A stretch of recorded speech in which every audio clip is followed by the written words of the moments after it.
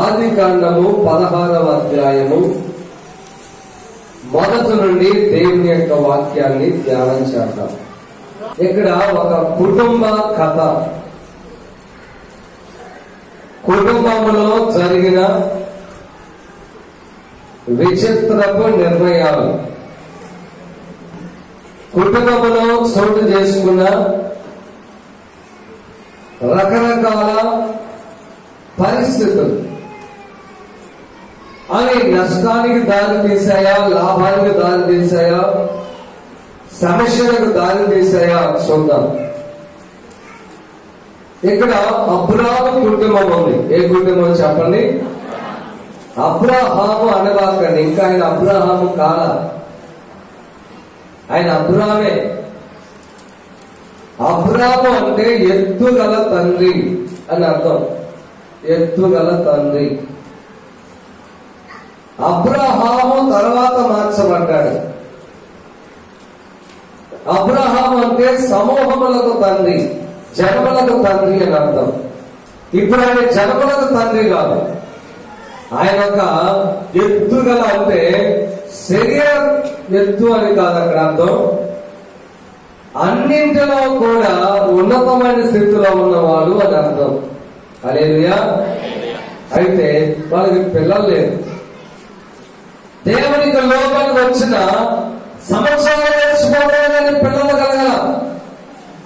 ప్రార్థన చేస్తున్నాడు, విశ్వాసంగా ఉంటున్నాడు, నమ్మకంగా ఉంటున్నాడు. ఎక్కడ దేవుని విషయంలో దేవుని దొక్కబెట్టే పనులు చేయగల, కానీ పిల్లలు లేరు. అయితే ఒక రోజంట తన భార్య శారాకు ఆలోచన వచ్చిందంట. ఏమిటి ఆలోచన అంటే, మాకు ఇంకా పిల్లలు పుట్టట్లేదు, అప్పట్లో స్కానింగ్లు కానీ టెస్టులు కానీ ఉన్నాయా? ఇద్దరికి పరీక్ష చేసి ఎవరి లోపమో తెలుసుకోవడానికి కుదరదు. అందుకని శార ఏమనుకుందంటే, వేరే ఒక స్త్రీని నా భర్తకు భార్యగా ఇస్తే, భార్యగా ఇవ్వగలిగితే ఒకవేళ పిల్లలు పుట్టినట్లయితే లోపము నాదని అర్థమైపోయింది. మొత్తానికి నాకు పుట్టకపోయినా నేను ఇచ్చినటువంటి అమ్మాయికి పిల్లలు పుట్టినా నా బిడ్డలుగా నేను సాధుకోవచ్చు అని ఆలోచన చేసి ఒకరోజు అబ్రాహాము దగ్గరికి వెళ్ళింది. 16వ వచనం. అబ్రాహాము భార్య అయిన శారీ అతనికి పిల్లలు కనలేదు. ఆమెకు హాగరు ఐగుప్తీయురాలైన దాసి ఉండేను. వాస్తవానికి అబ్రాహాము కుటుంబం ఆ కాలంలోనే చాలా గొప్ప ధనవంతులు. వాళ్ళ ఇంట్లోనే పని మనుషులు కొన్ని వందల మంది ఉన్నారు. ఒకళ్ళగా కొన్ని వందల మంది పని వాళ్ళు ఉన్నారు. వాళ్ళలో దాసులు ఉన్నారు, దాసీలు ఉన్నారు. ఒక దాసిని ఐగుప్తు దేశం నుంచి తెచ్చుకొని ఆ శారాకి పని గట్టిగా ఉంచుకోండి. ఒకరోజు ఆమెకు ఆలోచన వచ్చింది. ఏం ఆలోచన? డాక్టర్ దగ్గరికి వెళ్దామా? అది రాలా. లేదా ఏదన్నా నాటు వైద్యం ఆశ్రయించుదామా? అది రాలా. లేదా నా భర్త ఎట్లా ప్రార్థన చేస్తున్నాడో నేను కొంచెం ప్రభు దగ్గరికి వెళ్ళి కొంచెం గట్టిగా ప్రార్థన చేద్దాం. ఏంటి ప్రభా, నువ్వు మాట్లాడే దేవుడు ఇస్తావా లేదా? అసలు నాకు బిడ్డలు ఇవ్వడం నీ చిత్తమా కాదా? రేసమ్మా ఇంకో మాట కూడా నేను చెప్తాను, గుర్తు పెట్టుకోండి. కొంతమందికి పిల్లలు ఆలస్యంగా పడతారు, దాంట్లో దేవుని ఉద్దేశం ఉంటుంది. కొంతమంది పిల్లలు ఎండలో పడతారు, దాంట్లో దేవుని ఉద్దేశం ఉంటుంది. తెలియక అనుకుంటాం మేమిద్దరం మంచి ఆరోగ్యంగా ఉన్నాం అనుకుంటాం, అది కాదు. కొంతమందికి అస్సలు పుట్టరు, దాంట్లో కూడా ఉద్దేశం ఉంటుంది, ఖచ్చితంగా ఉంటుంది. భక్తులు చాలా మందికి పిల్లలు లేరు, బైబిల్లో లేరు, విడిగా లేరు. కాబట్టి దేవుడికి కొన్ని ఉద్దేశాలు ఉంటాయి. పాపం శాపం అవి ప్రక్కన పెడదాం, అదొక విషయం. కాబట్టి మనము శారా చేసిన తప్పులు చాలా చేస్తుంటాం. మనం శారా ఏం చేస్తుందంటే, అయ్యో నాకు పిల్లలు కలగడం లేదు కాబట్టి నేను ప్రభు దగ్గరికి వెళ్ళి ప్రార్థన చేసి తేల్చుకునే శక్తి నాకు లేదు. ఆ ప్రార్థన దేవుడితో కనెక్షన్ నాకు తగ్గిపోయింది. కాబట్టి నేను చేయగలిగింది ఒక్కటే, ఇదిగో మంచి అందగత్య, నమ్మకమైనటువంటి పనికత్య, ఐగుప్తీయురాలు ఒక అమ్మాయి ఉంది నా దగ్గర, చాలా మంచి అమ్మాయి. ఈ అమ్మాయి ద్వారా నేను బిడ్డలకు కనొచ్చు కదా అనుకున్న మనసులో. ఎలాగంటే పూర్వం ఒక ఆచారం ఉండేది. ఏమిటి ఆచారం అంటే, మన పనికర్తలకు ఒకవేళ భర్త ద్వారా కనుక, మన సొంత భర్త ద్వారా కనుక పిల్లలు పుడితే వాళ్ళ సొంత పిల్లలే. ఆ కాలంలో నియమం, ఇప్పుడు అది చెల్లుబాటుగా. సరే ప్రియ సంగమ, శారా కోసిన ఆలోచన చాలా నష్టాలు తెచ్చిన తర్వాత తాత్కాలికమైనటువంటి లాభాన్ని, తాత్కాలికంగా వచ్చేటువంటి ఆదాయాన్ని, తాత్కాలికంగా వచ్చేటువంటి ప్రతిఫలాన్ని చాలా మంది చూసి దీర్ఘకాలికంగా వచ్చే నష్టాన్ని బేరీజు వేయలేరు. శారా అంటాను, ఏమన్నా ఏదమ్మా నాకు ఒక ఆలోచన వచ్చింది. ఏమిటి ఆలోచన? ఒక మంచి డాబా కడదాం. అది కాదు అంత ఆలోచన. ఇదిగో మనం ఒక దూర ప్రాంతంలో డాక్టర్ గారు ఉన్నారు, అక్కడ వెళ్దాం. అది కాదు అంత ఆలోచన. మరి ఏమిటి ఆలోచన అంటే, ఇదిగో నా దాసి అయిన, చెప్పండి, హాగరును నీ భార్యగా చేసుకోవాలి. భర్త అన్నాడు, అమ్మా ఏమిటి నువ్వు మాట్లాడేది? నన్నేమన్నా గమనించడానికి అంటున్నావా? లేకపోతే ఏమిటి ఇలాంటి ఆచారములు, ఇలాంటి అలవాట్లు మనకి లేవు కదా? లేని మాట నిజమే గాని నేను ఎంతకాలము పిల్లలు లేకుండా ఉండాలి. మన ఇంట్లో పని మనుషులు కూడా జతలు పెట్టేవాళ్ళకి అంటున్నారు. ఒక్కొక్కరు గేదెలు పడుతున్నారు, మనకు లేని పిల్లలు. కనుక నాదొక ఆలోచన, ఈ ఆలోచనను అంగీకరించు. భర్త అన్నాడు, సరే చెప్పి అంగీకరించాడు. అంగీకరించకపోతే అబ్రహాముకు చాలా శోధన. శారా దైవ భయం, భక్తి కలిగింది కానీ మానసికంగా కొన్ని లోపాలు కలిగినామె. అంటే ఆమె శారాయి, ఆమె పేరు చెప్పండి, శారా కాదు, శారాయి. దాని అర్థం మీకు చాలా మంది తెలుసు, చెప్పండి.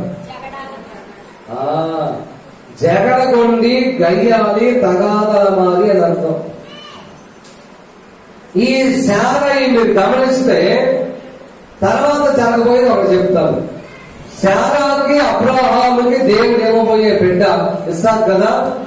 ఇస్సాకుని ఇవ్వక ముందు అబ్రహాముకి ఒక అక్షరం కలిపాడు, శారాకి ఒక అక్షరం తీసేశాడు దేవుడు. అంటే స్త్రీ కొన్ని విషయాలు తగ్గాలి, పురుషుడు కొన్ని నేర్చుకోవాలి దేవుని కృప పొందుకోవడానికి. హల్లెలూయా. అబ్రహాముగా మార్చబడ్డాడు, శారాగా మార్చబడింది. కాబట్టి అబ్రహాము అనుకున్నాడు, ఈ జగడగుండి నాకు ఇబ్బంది, అన్నం పెట్టే కాడ తగాద పెట్టుకుంటుంది. నేను చెప్పిన మాట లేదు, నేను చెప్పినట్టు ఇప్పటికి సంవత్సరం అయ్యేదే, అబ్బాయికి సంవత్సరం అయ్యేదే అని పెట్టుకుంటుంది. ఈ బాధంతా ఎందుకని చెప్పి తను తీసుకురా అన్నాడు. పెళ్లి చేసింది. పెళ్లి చేసిన తర్వాత దేవుడు ఆగరును గర్భవతిగా చేశాడు. చదవండి. అతడు హాగరుతో పోయినప్పుడు ఆమె గర్భవతి ఆయను. చాలు అక్కడ మళ్ళీ వద్దాం. మీరు బాగా గమనించండి.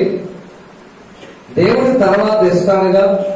మీరు 15వ అధ్యాయంలోకి మనం వద్దాం. ఒక్కసారి ముందుకు వద్దాం, వెనక్కి వద్దాం. వచ్చి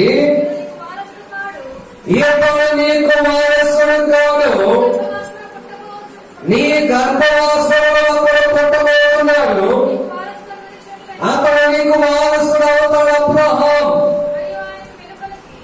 అప్పుడు అబ్రహాం అన్నాడు, ఏంటి ప్రభా నువ్వు అంటావు, నాకు ఇప్పటికే చాలా వయసు అయిపోయింది నాయన అంటే. అప్పుడు దేవుడు అంటాడు, అబ్రహాం ఇంట్లో నుంచి ఒకసారి బయటకు రాన్నాడు. వచ్చాను ప్రభా, ఆకాశం వైపు చూశాను ప్రభా, నక్షత్రాలు లెక్క పెట్టు, నాకెందుకు రావు ఎక్కాలు, 1 2 3 4 10 తర్వాత అర్థం కావట్లేదు ప్రభా, లెక్కే 100 ప్రభా, ఇంకా లెక్క పెట్టు, 1,00,000 ప్రభా, ఇంకా లెక్క పెట్టు. 1 ఏం చెప్పడం నువ్వు లెక్క పెట్టలేదుగా, నా వల్ల కాదయ్యా. కాబట్టి నీ సంతానాన్ని ఆకాశ నక్షత్రాల్లాగా చెప్పండి చెప్పడమ్మా. ఆకాశపు నక్షత్రాల వలె నీ సంతానమును విస్తరింపజేస్తారనే వాగ్దానం ఉందా లేదా? ఆ వాగ్దానం శారాకి తెలుసా లేదా? తెలుసు. భర్త చెప్పాడు. తర్వాత మళ్ళీ ఒక వాగ్దానం కూడా ఉంది. సరే అబ్రాం కొంచెం బీచ్కి వస్తావా అన్నాడు యేసయ్య. ఎందుకు రాడు ప్రభా అని చెప్పి బీచ్కి వెళ్ళాడు. బీచ్కి వెళ్ళాక గుప్పెడితో గట్టిగా నీ గుప్పెడితో ఇసుక తీసి అన్నాడు. ఇక్కడ తీశాడు. తీసిన తర్వాత ఆ ఇసుక ఎన్ని రేణువులోనే లెక్క పెట్టు ప్రభా. మీరు అడగటం నేను చెప్పడం బాగానే ఉంది. నా వల్ల ఇది లెక్క పెట్టడం నీకు వల్ల కాదు. నీ సంతానం ఇసుక రేణువులాగా దీవిస్తాను. హల్లెలూయా. ఇన్ని వాగ్దానాలు ఉన్నాయి. ఇంకొక వాగ్దానం కూడా ఉన్నాయి. ఏమిటా వాగ్దానం అంటే పిలుపు అప్పుడే చెప్పాడు. ఏమిటా పిలుపు? నేను నీకు చూపించే దేశానికి వెళ్తే అక్కడ నేను గొప్ప జనముగా. అవునా? ఉందా లేదా? ఇన్ని వాగ్దానములు సారాకు తెలుసునా? అబ్రహాముకి తెలుసునా? ఈ అబ్రహాము శారాకి ఎంత చెప్పినా శారా వినట్లేదు. దేవుని బిడ్డలారా, నేను అంటాను, యేసుక్రీస్తు ప్రభువు మనుషులను చేసేటప్పుడు మనిషినేమో మట్టితో చేశాడు, మగ మనిషిని. ఆడ మనిషిని ఎముకతో చేశాడు. మట్టి గట్టిగా ఉంటుందా, ఎముక గట్టిగా ఉంటుందా? మాటకు పై మాటకే మగవాడు గట్టి, కానీ గట్టి తర్వాత ఆడపిల్ల కాడే ఉందా? ఖచ్చితంగా తాను పట్టిన కుందేలకి 3 కాళ్ళు అన్నంటే అయిపోయినట్టే. ఇప్పుడు శారా అంటే అందుకే భయం. శారా అంటే గడగడ వణికిపోతున్నాడు అబ్రహాం. సరేనమ్మా తీసుకురా అన్నాడు. తీసుకొచ్చింది. వాళ్ళిద్దరు ఏకమయ్యారు. దేవుడి గర్భాన్ని తెరిచాడు. గర్భాన్ని తెరిచిన తర్వాత 4వ వచనం, అతడు హాగరుతో పోయినప్పుడు ఆమె గర్భవతి ఆయను. అది హాగరు తాను గర్భవతి అయితుందని తెలుసుకున్నప్పుడు, చూడండి ఇక్కడ ఇంకొక స్వభావం పైనకి వస్తాం. సరే ఏదోలే నేను దాసిగా ఉన్నాను. చూడండి, మనుషులు చాలా తప్పులు చేస్తున్నారు. శారా చేసింది ఒక తప్పు అయితే ఆమె కూడా ఇంకో తప్పు చేస్తుంది. అదే నేను దాసిగా ఇంకొక సంగతి చెప్పాలి. అక్కడ ధర్మశాస్త్రం ఇంకా రాలేదు కాబట్టి ఒక భర్తకు ఒకే భార్య ఉండాలని నియమం లేదు. తర్వాత ఒకవేళ వేరే ఒక అమ్మాయి ఇష్టపడి తెచ్చుకొని భార్యగా చేసుకున్నా అది వ్యభిచారం కింద రాదు. ఆ కాలంలో లేదు. ధర్మశాస్త్రం వచ్చినప్పుడే పాపం అనగా ఏమిటో తెలిసింది. ధర్మశాస్త్రం అంటే ఏమిటి? ముట్టుకోవద్దు, తాకొద్దు, తీసుకోవద్దు. ఇది ధర్మశాస్త్రం. ఉదాహరణ, ఈ పండ్లు తినొద్దు, అది ధర్మశాస్త్రం. తినొద్దు అన్నాడు కాబట్టి తింటే తప్పు. ప్రభు చెప్పడంలోనే చెట్టు పండ్లని తిన్నా ఏం తప్పలేదు. అదే దేవుడు చెప్పాడు, తెలియక చేస్తే నేను క్షమిస్తాను, తెలిసి చేస్తే క్షమించను. అంటే తెలుసు, అక్కడే తెలియక. ధర్మశాస్త్రం అప్పుడు రాలేదు కాబట్టి అబ్రహాముకి దేవుడు చెప్పలా, ఇది అబ్రహాం నువ్వు శారాతోనే ఉండాలి, ఇంకొక పెళ్లి చేసుకోకూడదు అని చెప్పలా. దోషం లేదు, అది పాపం కాదు. ఎప్పుడు ఆ కాలంలో అది పాపము కాకపోయినా, వ్యభిచారము కాకపోయినా, దేవుడి వాక్యానికి విరోధం కాకపోయినా, అబ్రహాము మరొక స్త్రీని ముట్టుకొని నీతిమంతుడు, హల్లెలూయా, ఆ నీతిమంతుడు నీతిని భార్య చెడగొడుతుంది. గమనించండి, చాలా మంది భర్తలు భార్యలను చెడగొట్టే వాళ్ళు ఉన్నారు. చాలా మంది భార్యలు భర్తలను కూడా చెడగొట్టే వాళ్ళు ఉన్నారు. ముందు భార్య ప్రార్థనకు వచ్చింది, భర్త ప్రార్థనకు రావడు. కారణాలు చాలా ఉండొచ్చేమో కానీ ఇవి తెలియక చాలా చెడగొడతారు. మీ మీద వాళ్ళకి చాలా గౌరవం ఉంటుంది. అమ్మో, నా భార్య దేవుడి దగ్గరకు పోతుంది, ఆమె ఏమన్నా అనకూడదేమో, తిట్టకూడదేమో, కొట్టకూడదేమో, ఏమనంటేమో నైన్తేమో భయం ఉంటుంది. ఆ భయాన్ని నువ్వు ఆసరా తీసుకొని ఆయన భక్తి మార్గంలో నడిపిస్తే బాగుంటుంది. కానీ నువ్వేం చేస్తావంటే ఆయన్ని తప్పు మార్గంలో నడిపిస్తావు. అంటే ఎట్లాగా? నువ్వు కూడా ఆచారాలు చేస్తావు. నువ్వు కూడా ఆయనతో పాటు అన్ని చేస్తావు. అప్పుడు ఆయన ఈ మార్గంలోకి రాడు. కానీ ఆయన ఏమని గ్రహిస్తాడంటే అది చేయొచ్చు ఇది చేయొచ్చు అని చెప్పి ఆయనకి ఎప్పుడు ప్రార్థిస్తాడు. కనుక శారా అబ్రహామును పాడు చేస్తుంది. ఆయన కానీ అబ్రహాము నీతిని తప్పల. తన భార్యనే దేవుడు గద్దించాడు తప్ప అబ్రహాముని గద్దించాడు. సరే, మొత్తానికి దాసి గర్భవతి అయింది. గర్భవతి అయిపోయిన తర్వాత ఆ గర్భవతిగా మారిన దాసి అయిన హాగరు మనసులో ఒక ఆలోచన వచ్చిందంట. ఏమిటి ఆలోచన అంటే, నేను నా యజమానురాలైన సారాయి కంటే నీతివంతురాలను కాబట్టి నాకు గర్భం ఇచ్చాడు. ఆమె కంటే గొప్పవాళ్ళు కాబట్టి నాకు గర్భం ఉందే అంది. ఆమె కంటే గొప్ప, ఈమె కంటే నేనే గొప్ప. అమ్మా, నువ్వు ఎప్పుడైతే ప్రగల్భాలు పలుకుతావో నీ యొక్క పరలో ఉన్న కొమ్ము విరగబట్టబడి, ఎప్పుడు నీ దేవుడు నీకు నలుగురి బిడ్డలు ఇచ్చాడా, ప్రభా నీకు స్తోత్రం, నా కడుపుని పండించావు అని చెప్పంతే.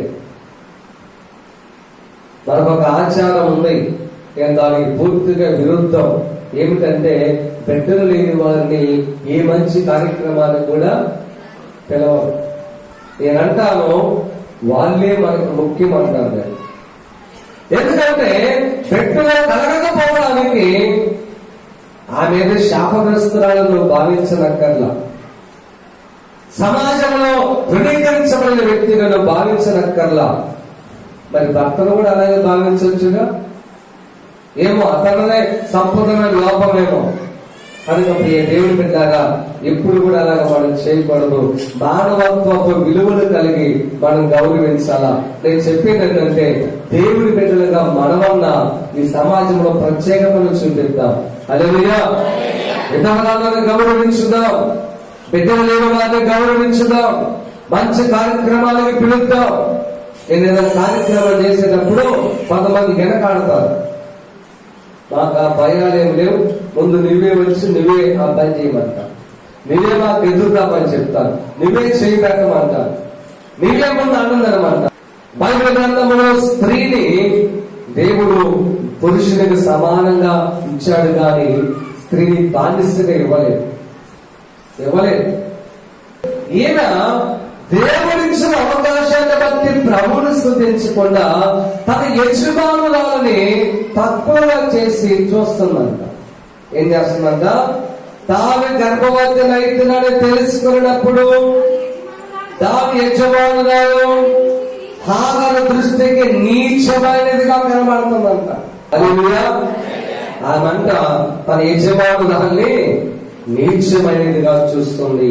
5వ వచనం, అప్పుడు శారయి నా ముసురు నీకు తగలదు, నేనే నా దాసిని నీ కమ్ముడికి ఇచ్చిన తర్వాత తాను గర్భవతినైతున్నాడని తెలుసుకున్నప్పుడు నేను దాని దృష్టికి నీచమైన దానిగా కనబడుతున్నని అబ్రాహాముతో చెప్పి నాకును నీకును. ఇదే న్యాయం చెప్పండి. అసలు ఆ సమస్య కారణం ఎవరు? ఆమె ఆ తప్పు చేసి, సరే ఏదో ఆమె తప్పు చేసింది అనుకో, ఈమె తన పరిధిలో ఉంటే బాగుండేదే దాసి, ఈమె పరిధి దాటింది. ఈమె పరిధి దాటేసరికి అక్కడ పెద్ద వివాదం రాసుకుంది. వెంటనే భర్త దగ్గరికి వెళ్ళి నా ముసుగు తగిలింది. నేను భర్త అన్నాడా, నీకు పిల్లలు అన్నాడా? ఆయనేమన్నా తన దాసి తన తక్కువగా వస్తుందని చెప్పి దాసుడు క్రమశిక్షణ పెట్టుకోవడం వదిలేసి భర్త దగ్గరికి వెళ్ళి ఏడుస్తా ఉన్నాయి. ఈరోజు అంతే, ఏదో సామెత చెప్పినట్టుగా అత్త మీద కోపం దొత్త మీద చూపించాడని ఎక్కడెక్కడ కోపం అంతా భార్య మీద చూపించేవాళ్ళు కొంతమంది, తోడుకోవడం మధ్యలో తగాద భర్త మీద చూపించేవాళ్ళు మరి కొంతమంది.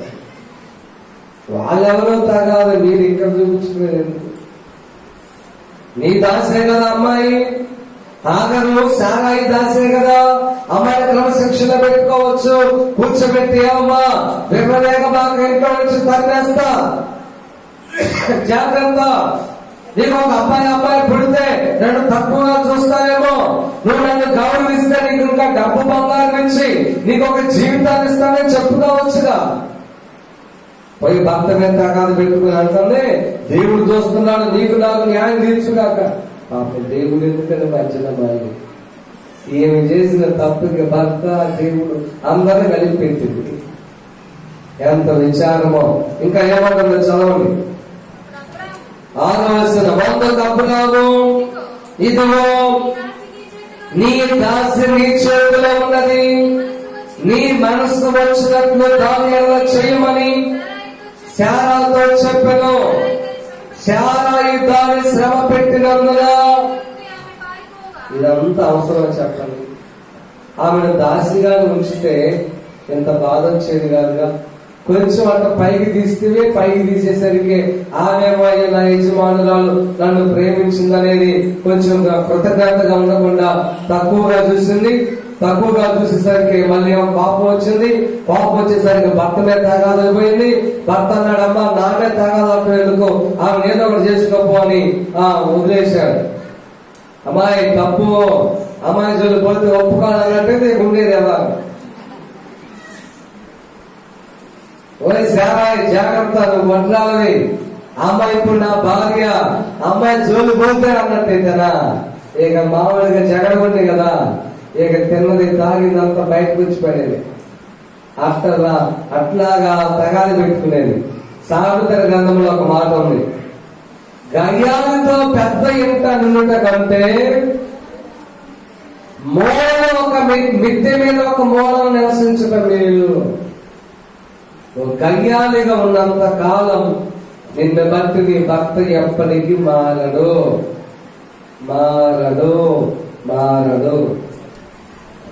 నీ మూలం తగ్గించుకున్న రోజున నీ భర్త నీ దేవుడి గురించి ఆలోచన చేస్తాడు. ఆ గయ్యాలతనం శారాయిలో చాలా ఉంది. అందుకు అబ్రాము అన్నాడమ్మా ఆమె నీ దాసిగా ఏదో ఇష్టం వచ్చినట్టు చేసుకో అనేసరికి శారా దాసిని శ్రమ పెడుతుంది, బరువులు మోపిస్తుంది. గర్భిణిగా ఉన్నప్పుడు చేయబడిన పనులన్నీ చేపిస్తుందేమో. ఆ బాధను తట్టుకోలేక తన యొక్క దాసి అయిన హాగర్ ఏం చేసింది, పారిపోయి ఎక్కడికి వెళ్ళిపోయింది. 6వ వచనం. అందుకప్పుడు చదివంగా శారయి దాన్ని శ్రమ పెట్టినందున ఆమె ఎక్కడి నుంచి ఆమె పారిపోగా, అప్పుడు ఈ అమ్మాయి పారిపోయి ఎక్కడ ఉంది, నాకెందుకు ఈ గతి పట్టింది, అసలు నన్ను ఎందుకు తెలుసుకోవాలో దాసిగా, మా అమ్మ నాన్నల ఇంటి దగ్గర నుండి కలగన్యం పోస్తే తిరిగి బతికేదాలే కదా, ఇప్పుడేమో నన్ను భార్యగా చేసుకున్నాడు, ఆయన చలనోడు అబ్రాహం. ఆయన కూడా జరుగుతుంది తిట్టి అక్కడ పోయి ఊరు బయటండి. అప్పుడు దేవుడు ప్రత్యక్షమయ్యాడు. హల్లెలూయా. ఈ వాస్తవాన్ని గమనిస్తే అసలు దాసిని దేవుడు పట్టించుకోవాల్సిన పని లేదు, దాసిని పిలుపు లేదు. దాసి దేవుడి ప్రణాళికలో ఉన్న వ్యక్తి కాదు. దాసి ఎవరంటే అబ్రాహాము పనికర్త, ఇంట్లో పని మనిషి. కానీ దేవుడు ఎన్నుకున్న అబ్రాహాముని శారాయి. కానీ దాసి గర్భంలో పెరుగుతున్న బిడ్డ అబ్రాహాము యొక్క వారసుడు కాబట్టి అబ్రాహామును బట్టి దాసిని దేవుడు విడిచిపెట్టలా. హల్లెలూయా. అక్కడ మీరు ఒకటి గమనించాలా, ఒక దైవ కలిగిన, దేవుని పిలుపు కలిగిన, దేవుని ఏర్పాటులో ఉన్నటువంటి దైవ సేవకులు గాని, దేవుని బిడ్డలు గాని ఎవరైనా సరే వారి ఇంట్లో పనిచేసే వారికి కూడా దేవుడి కృప ఏదో ఒక సమయంలో దొరుకుతుంది. హల్లెలూయా. ఖచ్చితంగా దొరుకుతుంది. ప్రార్థనలో పోయేటువంటి వాళ్ళ ఇంట్లో పనిచేసినా సరే నీకు ఆ కృప దొరికిందంటే ఖచ్చితంగా దొరికింది. అందుకే శారయి దాసి అయిన హాగర్ దగ్గరికి దేవుడు వచ్చి అంటున్నాడు. చదవని త్వరగా ముగిస్తాను. శారయి దాసి అయిన హాగరు ఈమె ఎక్కడ ఉందంట? 7వ వచనం. యెహోవా దూత నీటి బొగ్గ యొద్ద అనగా శూరు మార్గములు. బొగ్గ, నీటి బొగ్గ అంటే ఏం చెప్పండి? రైట్, బావి. ఒక బావి చూసుకుని ఆ బావి దగ్గర నీళ్లు తాగుతూ అక్కడే ఉంది. దేవుడు ఆమె దగ్గరికి వెళ్ళి కనుగొని అంటాడు, శారయి దాసువైన హాగరు, ఎక్కడికి వెళుచున్నావు అని అడిగితే ఆ హాగర్ అంటుంది, నా యజమానురాలైన శారయి యొద్ద నుంచి పారిపోవచ్చున్నాను.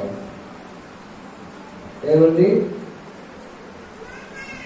నేను ఒక్కసారి శారా ప్లేస్ లోకి వెళ్ళి మాట్లాడతా, శారా దేవుడి ప్లేస్ లోకి వెళ్ళి మాట్లాడతా. నీ ఒక దాసివి, యజమానుడు కోటీశ్వరుడు, అతనికి భార్య అయ్యే భాగ్యం దొరికింది. సరే, ఏదో నీ యొక్క ఆ నీచమైన ఉద్దేశాన్ని బట్టి నువ్వు తక్కువగా చూసావని చెప్పి యజమానురాలు నీ మీద కోపడి 4 మాట్లాడింది. అయితే నువ్వు ఇంట్లోంచి పారిపోతావా? అందుకే ఒకసారి చెప్పాను, నేను ఆల్రెడీ ప్రార్థనలో చెప్పాను, ఓరకనే బాధపడే వాళ్ళు, ఓరకనే కష్టపెట్టుకునే వాళ్ళు, ఓరకనే అడిగే వాళ్ళు, ఏదన్నా భార్య కొంతమందితో, వీళ్ళందరూ రాణులు రాజులు రావణపలేరు. ఇలా ఏమి అంటానికి లేదు. తినంటే ఏం తింటాం మాకు తెలియదా అంటారు. కొద్ది కాయడానికి తినంటే అంటే ముందంతా మీరే ఎక్కేద్దామనే అంటారు. మళ్ళీ అలా కాకుండా చీపురు పట్టుకుని ఓడు అమ్మా అంటే ఎంతమంది ఉండగా నాకేంటి చెప్పాలి, మమ్మల్ని ఏమైనా బానిసలు అనుకుంటున్నాడా అంటారు. మళ్ళీ చెప్పలేదనుకో, నాకు చెప్పచ్చు, వాళ్ళందరూ చెప్పినప్పుడు నేనే అంత పనికిరాడా ఎట్టా అంటావు మళ్ళీ. అందుకే నీలాంటి వ్యక్తికి చెప్పాలంటే నాకు చాలా కష్టం. అందుకే నేను చూస్తూ 1-2 సార్లు చూసి చదువు చేస్తాను, మంచిది చేయి కదా సరే, అదొకటి మార్పు. నువ్వు నష్టపోతావు, చాలా ఇబ్బంది. కొంతమంది చెప్పన్నా అన్న, నాలో ఏదైనా లోపం ఉంటే చెప్పన్నా, ఈ నష్టం ఎందుకు వచ్చిందో చెప్పన్నా, నా కుటుంబం ఇలా అయిపోవడానికి కారణం ఏంటో చెప్పన్నా అంటారు. చెప్పేవాళ్ళు అంతేలే, వాళ్ళు ఎప్పుడు లోపాలే కనబడతాయి. ఆయనకి చెప్పమంది మీరే, చెప్పినాక దాన్ని బాధపడేది మీరే, చెప్పినాక దాని వృద్ధి కూడా మా మీదే. ఎంతమందిని నేను ఒకళ్ళే చెప్తాను. అందులో ఇప్పుడు 9 చోట్ల అందరిని చూడాలే ఉండాలి. అమ్మా, 1 వారంలో 9 చోట్ల జరుగుతుంది ప్రార్థన. హల్లెలూయా. మరి ఎంతమందిని చూస్తున్నా, చూసి చెప్తే ఒక బాధ, చెప్పకపోతే ఒక బాధ. ఏదైనా జారిపోయి చెప్పామనుకో, అమ్మా నీ భర్తకి లోపడమ్మా అంటే నేను ఎప్పుడు పోయినా లోపడి అంటాడు. అంటే నేనేమో లోపడా, ఆయనేమో రాజా, ఎప్పుడు ఆయనకెళ్ళే మాట్లాడు అట్ట అంటాడు. దాని భర్తకే చెప్తాడు, అయ్యా అక్కగానే చెప్పాను అనుకో, ఆయన కోటంట. బాగా గుర్తు పెట్టుకోండి, వీళ్ళు చాలా నష్టపోతారు. నేను ఎప్పటికీ నష్టపోను, ఎప్పటికీ నష్టపోను. దేవుడు ఎప్పుడు నష్టపోడు. ఎప్పుడన్నా చాలా మంది అడుగుతుంటారు, జవాబులు అడుగుతారు, ప్రశ్నలు అడుగుతారు, అయ్యా దీనికి నష్టమేది అడుగుతారు, చెప్తా ఉంటారు, బాధపడతారు, చెప్పండి. కాబట్టి సంగమా, శారయి దాసు ఓరకనే బాధపడి అలిగి వెళ్ళిపోతుంది. అలిగి వెళ్ళిపోతే నష్టం ఎందుకు చెప్పండి? లోపల ఉన్న బిడ్డ బయటకు అక్కడ ఉంటాడా? అపార్షన్ ఉన్నాయి, అప్పుడు ఎక్కడో కాడాలా? కనేటప్పుడు నీకు ఎవడుతోడు? ఈ కష్టం అంతా నీకెందుకు? అలిగినంత మాత్రాన కాదు, కానీ జరగబోయే నష్టాన్ని కూడా ఆలోచన చేసుకో. హల్లెలూయా. సరే ప్రియ దేవుని బిడ్డలారా, నేను ముగింపులకు వస్తున్నాను. ఆగలతో దేవుడు అంటున్నాడమ్మా, నీవు 11వ వచనం చెప్పమ్మా. 10వ వచనం తల్లి, 9. అప్పుడు యెహోవా దూత నీ యజమానురాలి యొద్దకు తిరిగి వెళ్ళి ఆమె చేతి క్రింద అణిగి ఉండేవని దానితో చెప్పెను. మరి యెహోవా దూత నీ సంతానమును నిశ్చయముగా విస్తరింప చేసేదను, అది లెక్కింప వీలు లేనంతగా విస్తారములని దానితో చెప్పెను. మరి యెహోవా దూత, ఇదిగో యెహోవా నీ మొర వినెను, నీవు గర్భవతి అయి ఉన్నావు, నీవు కుమారుని కని అతనికి ఇష్మాయేలు అను పేరు పెట్టుదు.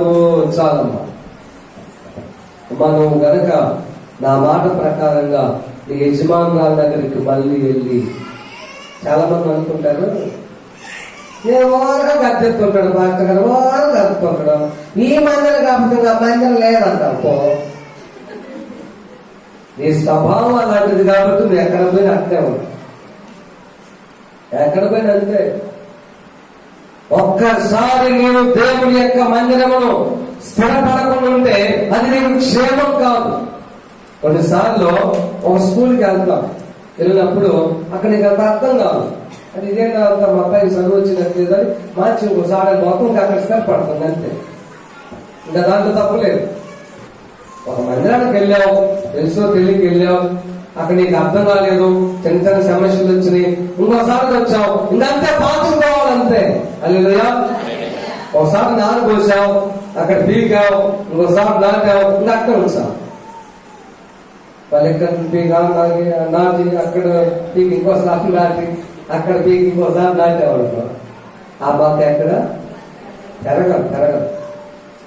నేను చెప్తున్నాను, బాగా చెప్తున్నాను, ఇప్పుడు చెప్తున్నాను, అప్పుడు చెప్తున్నాను. నా బోధ నచ్చలేదా, నేను కరెక్ట్ గా లేదని మీకు అర్థమైందా? ప్రార్థన చేసి ప్రభు నా గురించి ఏదైనా తప్పగా చెప్పాడా? నేను మొహమాటంగా మీకు ఇష్టమైన మంచి స్థలానికి వెళ్ళి మీరు సెటిల్ అయిపోయింది. పరలోకం అంతే చాలు. పరలోకం చాలు. ఎవరు చేసినా పరలోకం కోసమే. ఉపవాసం చేస్తే మేము చేసింది ఏం లేదు, కానీ పరలోకం కోసం చేసే వాళ్ళకి అదే ఆలోచన. జోగానే చెప్పాను, నేను చెప్పడం ఏముంది. జోగానే అలాంటి ప్రకటనలు ఎన్నో చేశాడు ఆయన. హల్లెలూయా. అదికి ముందు పోయే గమనించండి. ఆ ఒక్క మాట చెప్తాను, ముగిస్తా. నీవు నీ యజమానుడి దగ్గరికి వెళ్ళి, యజమాను దాని దగ్గరికి వెళ్ళి ఏం చెప్పింది దేవుడు? ఆమెకి ఉండము, ఆమె చేతి క్రింద అణిగి ఉండమని ఆమెతో చెప్పాను. చెప్పినాక ఏ వాగ్దానం ఇచ్చాడు దేవుడు? నీ సంతానము నేను నిశ్చయముగా విస్తరింపజేస్తావు. హల్లెలూయా. నీవు అణిగి ఉంటే విస్తరిస్తావు. నువ్వు దేవుని సేవకుల చెప్పు చేతల్లో అణిగి ఉంటే, వారు చెప్పింది వింటే, మీ ద్వారా వాళ్ళు ధనార్జన చేస్తే అదంతా ఉంది. కానీ భక్తి విషయంలో గర్తిస్తే లోపం ఉంది. నీకు అర్థమైపోవాలి. అందుకే నేను చెప్పినని మీరు నమ్మొద్దు. సవాలుగా చెప్తున్నాను. బైబిల్లో ఉన్నదా లేదా చూడండి, చరిత్రలో ఉందా లేదా చూడండి. మీకు అర్థం కాకపోతే పుస్తకాలు నేను తెచ్చిస్తాను, చదవండి. ఒట్టిది నేను చెప్పినట్లయితే మీరు జాగ్రత్తగా ఉండండి. నేను చెప్పింది వినొద్దు. నేను కరెక్ట్ అంటే కనుక లోబడి ఉండండి, మీరు విస్తరిస్తారు. విస్తరించబడతారు. నేను లోబడి ఉన్నాను, పెద్దలు చెప్పినట్టు విన్నాను, ఏది చెప్తే అది చేశాను. ఎప్పుడు దాన్ని గర్వంగా ఫీల్ అవ్వాలా, అలగల ఊరి ముడుచుకోవాలా, నేను చెప్పింది సంఘంలో జరగలేదని తాక వెనకేసుకోవాలా. నేను సైలెంట్, నా పని నేను చేసుకుంటాను, తగ్గించుకున్నాను. నా పని తింటే నేను ఒక దాసుని దేవుడికి, నేను ఒక దాసుని, దేవుడి శక్తి గలవాడు. నా పని తింటూ వరకు రేపు దేవుని వెళ్ళాలా, నేను విస్తరించానని చెప్పాలి, కానీ విస్తరిస్తానని చెప్తున్నాను. ఇప్పటికి నేను విస్తరించలేదు, కానీ గతంలో భవిష్యత్తులో విస్తరిస్తాను. ఎందుకంటే నా నమ్మకమే నాకున్న భరోసా. హల్లెలూయా. ప్రభు పట్ల ఉన్న నమ్మకత్వమే నాకున్న భరోసా. కనుక ఈ సంఘం ఈ మధ్యాహ్న కాల సమయంలో నీవు గనక దేవుని సంఘములో లోబడి ఉంటే, ఒక్క మాట ఉన్న బైబిల్ గ్రంథంలో, నీవు తగిన కాలం ముందు హెచ్చింపబడినట్లు. ఆ మాట ఎక్కడుంది అమ్మా? కనపడింది, చదవండి. కనపడుతున్నట్టుగా 1 పేతురు పత్రిక 5వ అధ్యాయము 6వ వచనం ఒక్కసారి చదవండి. దేవుడు తగిన సమయమందు మిమ్మల్ని హెచ్చించున్నట్లు. అది అంటే నా చేతి కింద, అంటే దేవుడి చేతి కింద, దేవుడి చేతి కింద దీన మనసుకున్నది. తగిన కాలం ఉంది, ఒక కాలం ఉంది. నీ సమస్యలకు పరిష్కారం దొరికే కాలం. తగిన కాలం ఉంది. నీ ఆర్థిక ఇబ్బందులన్నిటి నుంచి విడుదల పొందే కాలం, తగిన కాలం ఉంది. నీ కోరికలు నెరవేర్చబడి నీ నోటి నిండా నవ్వుండే కాలం ఉంది. ఆ కాలం దాకా నువ్వు అడిగి ఉంటే దేవుని సన్నిధిలో అది నీ క్షేమం. దేవుని మాటలు దీవించుగాక. కళ్ళు మూసుకొని ప్రార్థన చేసుకుంటాం.